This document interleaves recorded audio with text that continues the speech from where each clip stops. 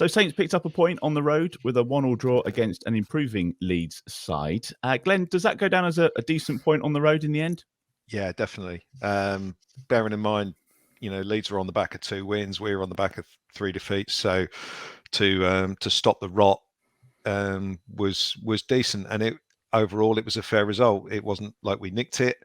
I didn't feel like we deserved to win the game. I didn't feel like they did either. The second half was really weird. There was lots of effort and lots of energy from both teams, but next to nothing when you look at goalkeepers and what they had to do. So I don't think either side deserved to win it.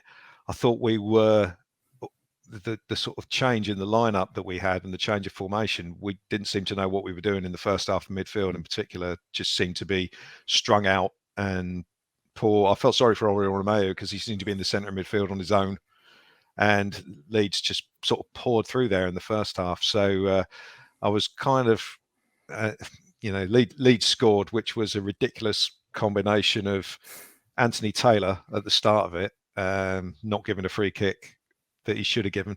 But having said that, he was at least he was consistent because he wasn't giving anything all game, unless it was a really obvious foul, any sort of collision that could have vaguely been deemed as accidental. He was letting it go, but they basically started the move that from one of those, and the way the ball ended up in the net, it was I've got written down here. I've got Anthony Taylor, luck, bobbles, flat by the goalkeeper, and a scuffed finish. It was sort of a horrible, very lucky goal, really. But they scored it. We responded reasonably well.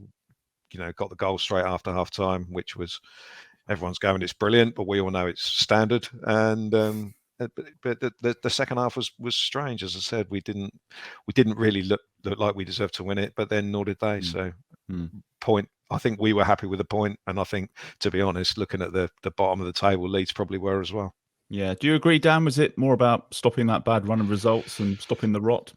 Yeah, I think so. I mean, admittedly, within the first sort of 30 minutes, I thought Southampton could have been two or three down. Daniel James raced through a couple of times, and you thought if they'd played the right pass or he was a bit more clinical, Salisu made a great tackle for one of them. It could have been game over, before half time, but Leeds didn't take their chances, and it was really strange because I thought Southampton then came out in the second half and Leeds looked miles off it, whereas Southampton really grew into the game.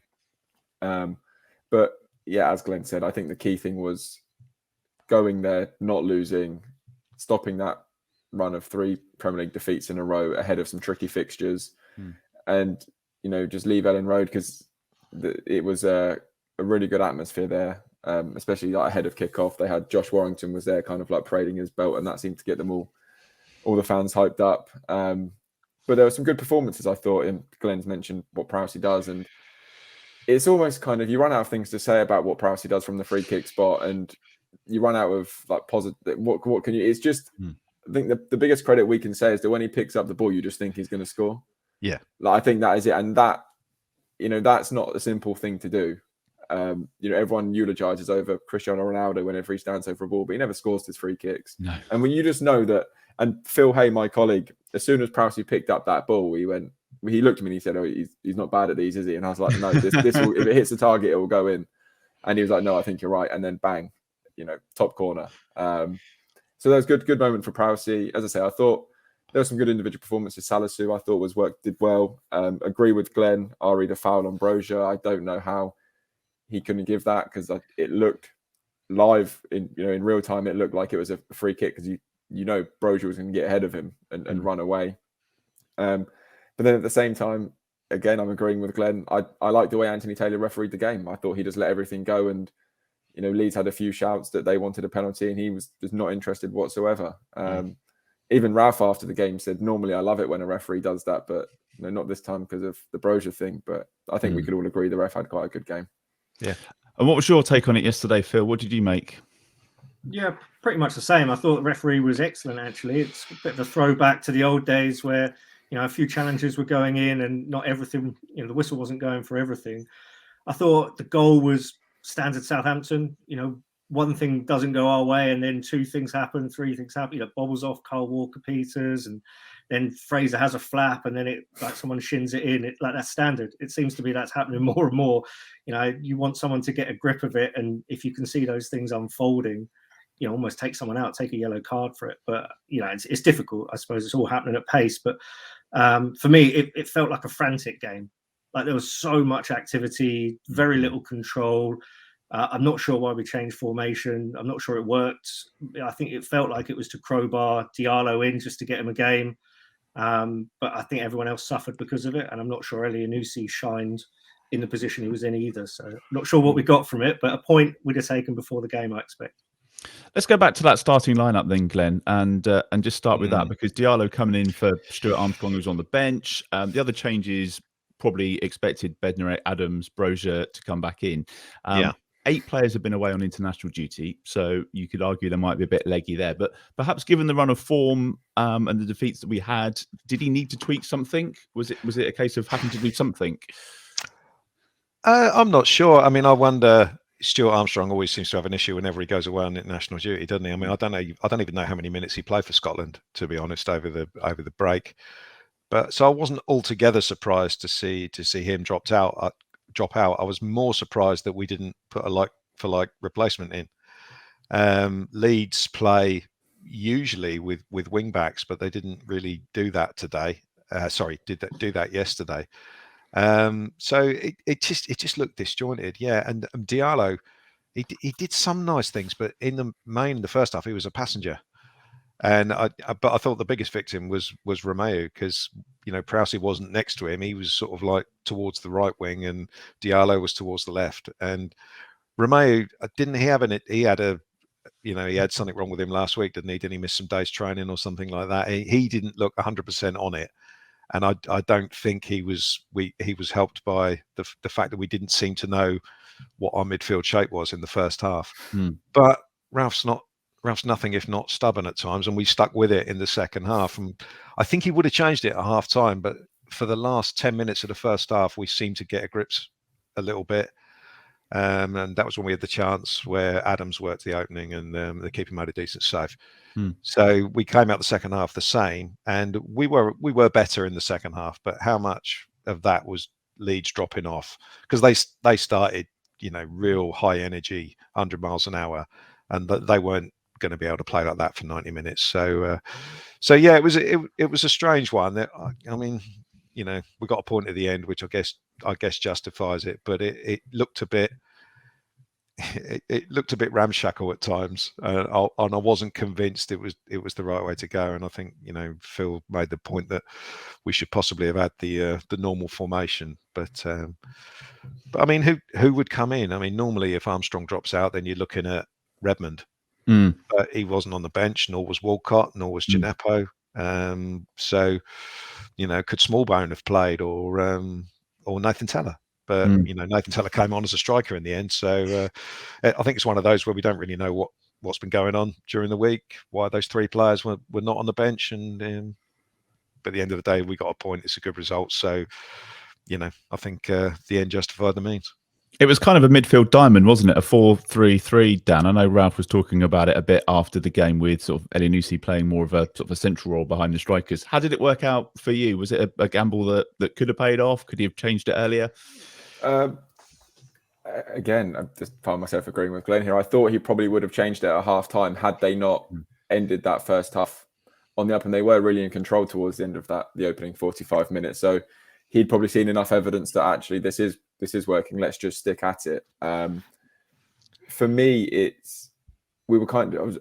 I was joking with a couple of people in the press lounge ahead of the game, just sort of saying it's one of those matches where Ralph's had a long time to think about it. And often when he thinks about, when he's got a week or 2 weeks since the international, he's had a long time to think about this game, really, since they lost to Man City. It's when he does his weirdest things. It's when you go back to that really good run they had in January, and it was game. He knew his best team. He stuck with the same 11, stuck with the same system.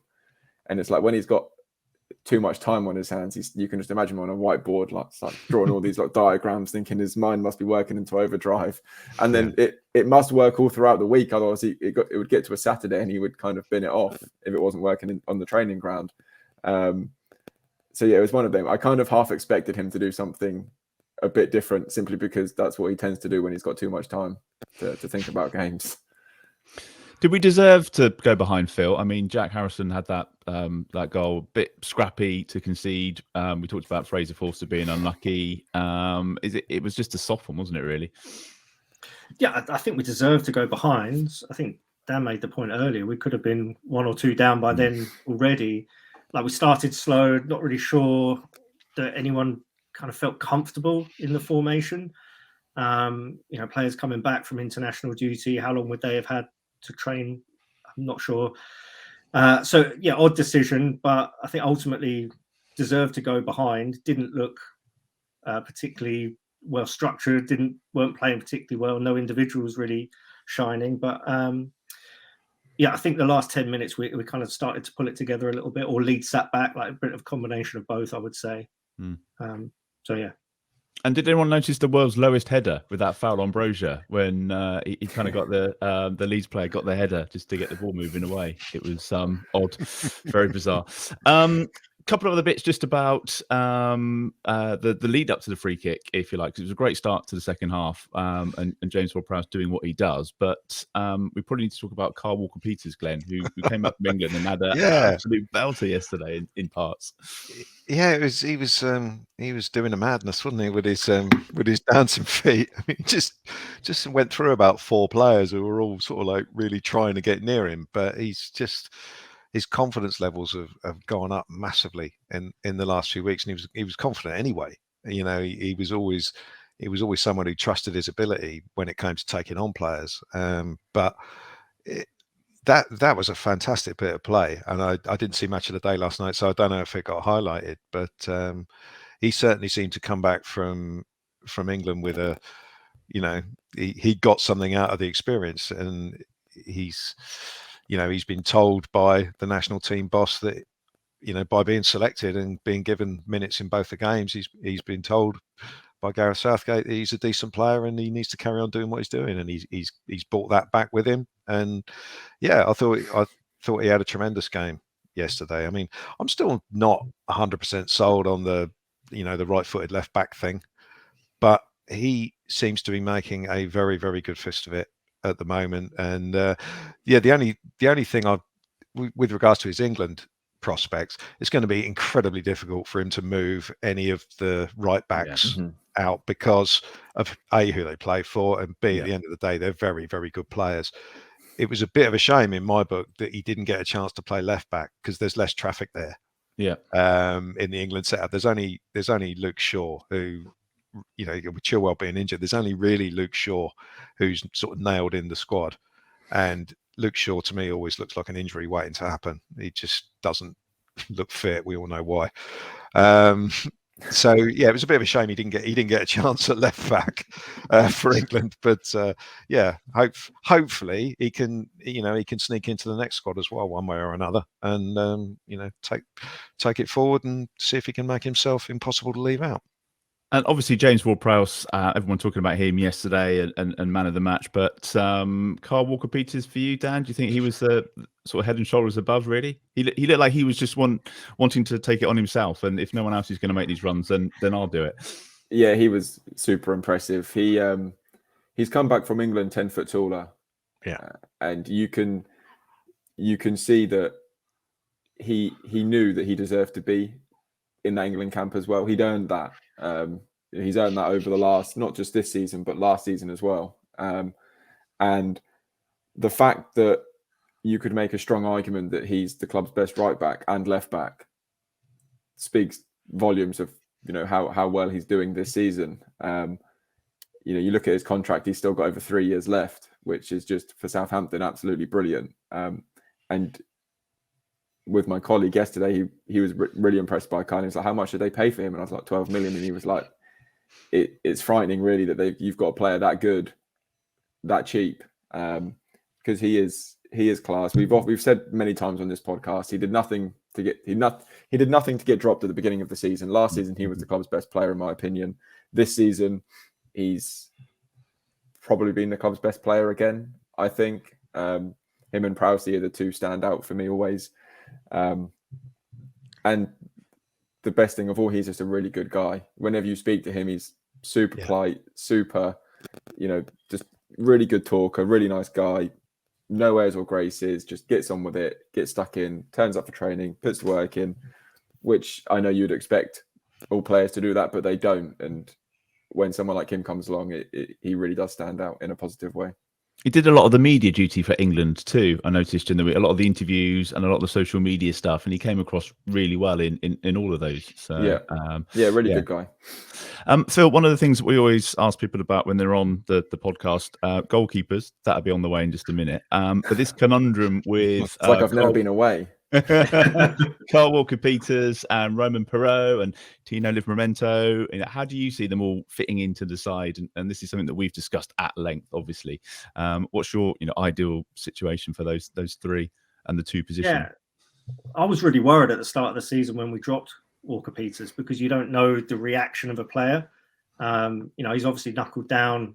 And when Ralph started playing him at left back, again, I was really worried that maybe he won't fancy it and maybe he'll start looking around in January transfer windows. And, given how well he'd done for us last season, that for me, that was a concern. But I think Ralph's got it right at the moment. I think Walker-Peters probably is the best left back. Livramento seems to be coming back to form. You could question whether or not it was right playing him kind of, during the string of defeats we've just had. I think Perot was unlucky to miss out, but then I think he might have had an injury as well. So that was probably about the right time because it saved Ralph making a decision. But yeah, for me, I think he's got it right. I think it's Livramento is the best right back and Walker-Peters is the best left back and arguably the best right back, against Livramento. So I think the interesting thing will be what happens at the end of next season if Livramento goes as we probably all expect, or even maybe this summer, depending upon who's got money. Then it's is that why we're playing Walker-Peters left back at the minute, because he'll switch to right back next year. Dan, you were watching the under-21s. How did he play? Sorry, Martin. Just one more thing. The best thing about Walker-Peters is simply that Spurs sold him to us for 12. He sold him to us for 12 million, and they've spent 40 million on absolute rubbish since then. Yeah, and how we love reminding them. Dan, you were at Bournemouth for that game, weren't you? How did he? How did he do? Because all the reports were pretty positive. Yeah, he linked up really well with Harvey Elliott down the right. I think within about 5 minutes, he'd put in 3 or 4 crosses. All really good crosses as well that just no one happened to be there to kind of convert them. And then on his 4th or 5th attempt, the striker was at the near post and flicked it in. He was really good. Made the mistake in the second half. He lost the ball and then slipped trying to kind of recover it, but responded to that by creating another goal for the under-21. So all in all, a really good audition for himself. Lee Carsley, the manager, spoke really highly of him afterwards, and we got the chance to speak to Tino in the press conference after the game. First time I've spoken to him, it was all via Zoom, but again, you just think, I was just sat there thinking, blimey, he's 19, what was I doing at 19? It wasn't sitting down here talking as well as he is. So yeah, he did very well. Glen's now having flashbacks to what he was doing at 19. No, I'm not. It's a long time ago. It's not past the watershed yet. So. No. Couple more things on the Leeds game before we move on. Could we have won it, Glen? Should we have gone on and won the game? The opportunities were there. I know Calvin Phillips coming on kind of changed the atmosphere a bit, didn't it? And changes their momentum. But we had chances. Did we second half? I don't really recall us creating very much at all second half after the goal. I don't remember the goalkeeper making a save. He made a couple in the first half, didn't he? One from Adams and one from Elyounoussi. But other than that, I don't think we really bothered him. It was interesting. I thought our attacking players, they actually looked decent. There were some nice touches from Adams, and Brozier looked more involved. And there's some lovely stuff from Elyounoussi. He always does something that looks amazing, but you kind of needed just a little bit more end product. Bottom line, I think we more or less settled for a point. I think with about 20 to go, I think we settled for a point. Ralph threw Nathan Teller on because that's let's put a quick player on and try and unsettle them that way. I don't think Leeds' back four is that great. I think if we'd have been on a run where we'd won maybe 3 or 4 games, we certainly would have put more into winning this game. But in the last 20 minutes. But I think that having lost 3 games, I think we were more than happy with the point. And if we'd have won, it would have been a bit of a travesty. I think we were probably the team most likely to win it in the second half, but didn't do enough for me and didn't really look. I quite often say, I find myself saying on here, it's the midfield is nice, but it's what you do in the penalty boxes that count, and we didn't do enough in that second half. Yeah, Ed's watching. He says playing that formation and not changing it later when Stuart Armstrong came on was bizarre. Anthony Taylor gave us little all afternoon. Quick word on the penalty, Dan, that could have been for Leeds. I know watching Match of the Day last night, kind of Lineker and Shearer couldn't agree on whether Leeds should have had a penalty with Diallo and his challenge inside the area. Referee not interested. What's your take on that? Not for me, no. Didn't think it was a penalty, no. Interesting, Mike Dean was on VAR as well. So thankfully they didn't go to the screen. And just positives, Phil, from yesterday. Carl Walker-Peters, I guess. James Ward-Prowse scoring again. Yeah, both of those. And then I think just stopping the rot, really. We looked leggy and looked disjointed in the last 3 games that we've lost. I'm not saying we shone, certainly not first half yesterday, but I think second half was better. And yeah, it's like important to get a point, important to go away from home. Leeds is a tough place, didn't get beat. Just for me, interestingly, it looks like teams have worked Brozier out a little bit and he's going to have to step up. They're getting very physical with him. And I think he's going to have to learn a different way to play the game now because he got clattered a lot. And I've noticed that more and more over the last few weeks. So I think he's going to have to learn to play a bit differently now. Well, we've talked about every time he scores, his value goes up. So at the moment, he's just kind of just staying under that radar, maybe. So that might be a good thing.